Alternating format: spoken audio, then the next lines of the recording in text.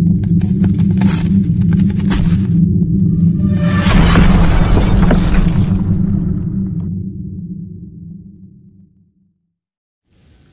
ini merupakan lanjutan kisah Dharma Yuddha Garuda.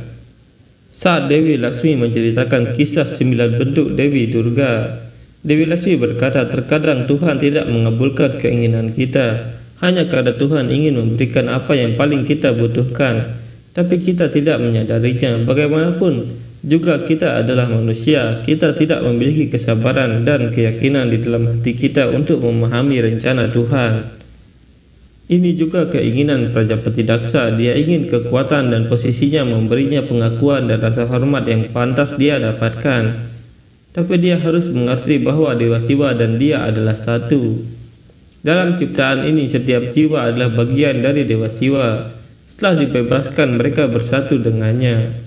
Sri Wisnu berkata, sebanyak Daksa membenci Dewa Siwa, sebanyak itu Sati mencintai Dewa Siwa, dan ini ditetapkan pada upacara penamaannya. Daksa berkata, Dewa Wisnu, Dewa Brahma, terima kasih sudah datang. Dewa Brahma berpikir, Dewi Adisakti, terimalah salamku. Sri Wisnu berkata, Daksa, Dewa Siwa belum datang. Daksa berkata, bagaimana dia akan datang tanpa diundang Prabu?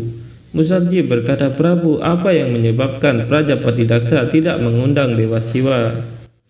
Ganesha berkata, Musakji, kamu sadar bahwa ketika Dewa Siwa sedang bermeditasi mendalam, hanya panggilan pemujanya yang dapat membangunkannya. Orang egois seperti Prajapati Daksa menganggapnya sebagai penghinaan. Mereka salah memahami kemuliaan Dewa Siwa. Dewi Sati melihat lingga Mahadewa di langit dan ibunya berkata, dia menangis sangat keras, tapi aku tidak tahu apa yang membuatnya diam tiba-tiba. Daksa berkata, bagaimana keajaiban ini terjadi? Apa yang dia lihat di langit yang membuatnya diam?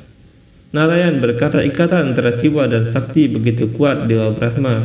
Dewa Brahma berkata, tapi saat Daksa tahu alasannya, apa yang akan terjadi? Sri Wisnu berkata, setelah itu waktu berlalu. Seiring bertambahnya usia Sati, cinta Daksa pada Sati terus tumbuh. Dewi Laksmi berkata, lambat laun Sati tumbuh di dunia yang cerah, yang dipenuhi dengan pemujaan ayahnya. Terlepas dari semua kenyamanan istana, Dewi Sati gelisah. Dia tidak dapat menemukan alasannya. Setiap kali dia sendirian, pikirannya memiliki gambaran yang tidak jelas. Di satu sisi, Daksa berusaha mendorong Dewa Siwa menjauh dari hidupnya sebanyak yang dia bisa. Di sisi lain, Dewi Sati tanpa mengetahui atau mengenali Dewa Siwa, dia semakin tertarik padanya.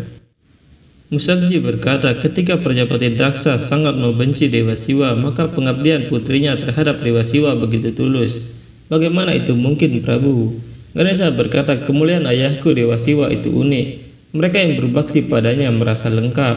Tapi ketika Daksa menyadarinya, dia pasti sangat marah pada putrinya. Suatu hari Sati melihat cahaya dan dia berlari ke arah cahaya itu. Di sana dia melihat lingga Mahadewa dan secara otomatis dia memberi sembah. Ibunya melihat Sati dan terkejut melihat apa yang dilakukan oleh Sati. Ibunya berkata, Sati, apa yang kamu lakukan? Sati, aku berbicara padamu, ayo pergi, Sati. Sati berkata, ibu, aku tidak tahu bagaimana aku datang ke sini, tapi bentuk yang selalu kusebutkan padamu dalam mimpiku adalah bentuk ini.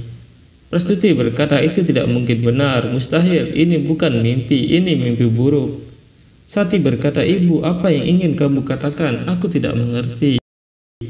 Prastuti berkata, bentuk yang kamu bicarakan, Sati, bahwa apakah kamu tahu apa itu? Itu Dewa Siwa. Ini adalah bentuk arca Dewa Siwa. Sati berkata, Siwa, siapa itu ibu? Siapa Dewa Siwa? Prastuti berkata, menemukannya sulit bahkan untuk resi sekalipun. Yang aku tahu bahwa Dewa Siwa adalah salah satu dari 3 dewa utama. Kakekmu Dewa Brahma, yang pada awal penciptaan menggunakan bentuk tertinggi dari kekuatan suci untuk menciptakan segalanya. Dewa Wisnu yang adalah pemelihara ciptaan, kita semua berdoa kepadanya. Dewa Siwa adalah penghancur, pada akhirnya semua menyatu dengannya. Sati berkata, kalau bentuk arcanya begitu indah, lalu bagaimana penampilannya di dunia nyata, ibu? Prastuti berkata, aku belum pernah bertemu Dewa Siwa, tapi kebijaksanaan yang aku peroleh dari ayah dan kakekmu menurut pengetahuan itu, Dia berbeda dari semua dewa dan dewi lainnya. Dia menjalani kehidupan pertapa. Dia tidak pernah menggunakan pakaian sutra atau perhiasan. Dia memegang dambru di tangannya dan trisula di tangan lainnya. Banteng adalah kendaraannya. Dia menghabiskan waktunya dalam meditasi yang mendalam.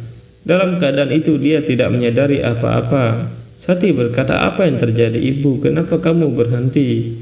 Prastuti berkata, "Sati, semua yang terjadi dan semua yang kuceritakan tentang Dewa Siwa, kamu tidak boleh menceritakannya, terutama di depan ayahmu." Sati berkata, "Jadi aku tidak bisa memberitahu ayah tentang Dewa Siwa. Kenapa begitu ibu?" Prastuti berkata, "Kamu terlalu muda, Sati. Kamu tidak perlu mencari tahu pada usia ini. Yang perlu kamu ketahui adalah bahwa ayahmu tidak boleh tahu tentang kejadian ini." Musakji berkata, "Apakah Dewi Sati mengakhiri pengabdiannya kepada Dewa Siwa?" Ganesha berkata, "Tidak peduli seberapa keras kita berusaha, tetapi jalan takdir bagi kita tidak akan pernah bisa diubah. Dewi Sati tidak berbeda, Musakji." Dewi Laksmi berkata, "Takdir juga memiliki jalannya sendiri. Dia dihentikan oleh ibunya hari itu, tetapi berapa lama seorang ibu bisa menghentikan anaknya yang masih kecil dari apapun? Dia juga seorang pemuja terserap dalam Tuhannya." Ganesha berkata, "Ya Musakji, cerita Bibi Laksmi memang benar. Beberapa penyembah mengukir takdir mereka dan Tuhan tidak punya pilihan selain mematuhinya. Seperti kunjungan Dewa Wisnu menemui pemujanya Sastri, dan seperti Dewa Siwa akan datang juga untuk Dewi Sati." Dewi Laksmi berkata, "Dewi Prastuti memintanya untuk tidak memikirkan atau berbicara dengan Siwa. Tapi itu membuat Sati semakin tertarik kepada Siwa. Dia mulai mengunjungi Siwa Lingga setiap hari. Prastuti menyadari itu dan dia mendengar Sati berkata, 'Aku tidak tahu mengapa. Bahkan tanpa mengenalmu, aku merasa kita memiliki ikatan yang dalam. Aku tidak merasa seperti diriku sendiri ketika aku tidak di depanmu. Aku merasakan ketidaklengkapan. Tetapi begitu aku mengunjungimu, aku merasakan kelengkapan dan kedamaian.'" Prastuti berpikir, hubungan apa yang dia miliki dengan Siwa? Semakin kami berusaha menjauhkannya dari Siwa, semakin banyak pengabdiannya terhadap Siwa. Sati berkata, "Kekuatan suci datang dalam diriku, rasanya sampai aku bersamamu, aku bisa melakukan apa saja." Prastuti berkata, "Ujian apa ini, Narayan? Di satu sisi adalah suamiku dan putriku di sisi lainnya. Saat mencoba menyenangkan satu orang, hati orang lain akan hancur. Yang mana yang harus aku pilih dan bagaimana?" Dewi Laksmi berkata, "Dilema istri Raja Daksa terus meningkat setiap hari. Karena begitu Sati terpikat oleh Siwa, dia mulai kehilangan perhatian pada hal-hal duniawi dan mulai tenggelam dalam pikiran kepada Siwa. Bukannya menghabiskan waktu bersama ayahnya, dia biasa menghabiskan waktu berjam-jam di depan Siwa Lingga dalam meditasinya." Seiring waktu, cinta, pengabdian, dan ketertarikannya pada Siwa terus meningkat dan menjadi tidak mungkin untuk menjauh dari Siwa, sehingga dia menempatkan Siwa Lingga di kamarnya. Ratu Prastuti sangat menyadari kemarahan suaminya dan ketegaran putrinya, maka untuk menghindari konflik antara ayah dan anak, dia mulai berbohong. Tetapi dia tidak tahu bahwa ini tidak akan menyelesaikan masalah, justru akan meningkatkan masalah. Saat Prajapati Daksa akan masuk ke kamar putrinya, Ratu menahannya sambil berkata, "Tunggu Raja, kamu akan bertemu putrimu, tapi dia sedang tidur sekarang. Tidurnya akan terganggu jika kamu masuk." Daksa berkata, "Aku tidak mengerti apa yang harus aku lakukan. Aku belum bisa menghabiskan waktu dengan putriku. Setiap kali aku mencoba untuk bertemu dengannya, dia sibuk dengan sesuatu yang lain." Prastuti berkata, "Masalahnya adalah gadis kecilmu sudah dewasa sekarang, suami." Daksa berkata, "Kamu benar, Ratu. Gadis-gadis tumbuh begitu cepat. Baru kemarin aku memeluknya dan dia tiba-tiba tumbuh dewasa sehingga dia siap untuk dinikahkan. Pernikahan Satiku adalah impian terbesar dalam hidupku. Aku akan menemukan pengantin pria yang cocok untuk putriku sehingga siapapun yang melihatnya akan mengatakan bahwa ini adalah pasangan terbaik di alam semesta. Semua orang akan membicarakannya sampai akhir zaman." Sati berkata, "Apakah kamu mendengarnya, Prabu? Ayah sudah mulai memikirkan pernikahanku, tapi kamu adalah satu-satunya penguasa pikiranku. Aku memiliki gambaran tentangmu sebagai suamiku dalam pikiranku.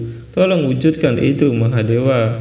Dewi Laksmi berkata, Ratu Prastuti menyembunyikan ketertarikan Sati kepada Siwa untuk waktu yang lama, tapi pengaruh pengabdian tidak dapat disembunyikan lebih lama. Dan suatu hari terjadi sesuatu dengan Dewi Sati.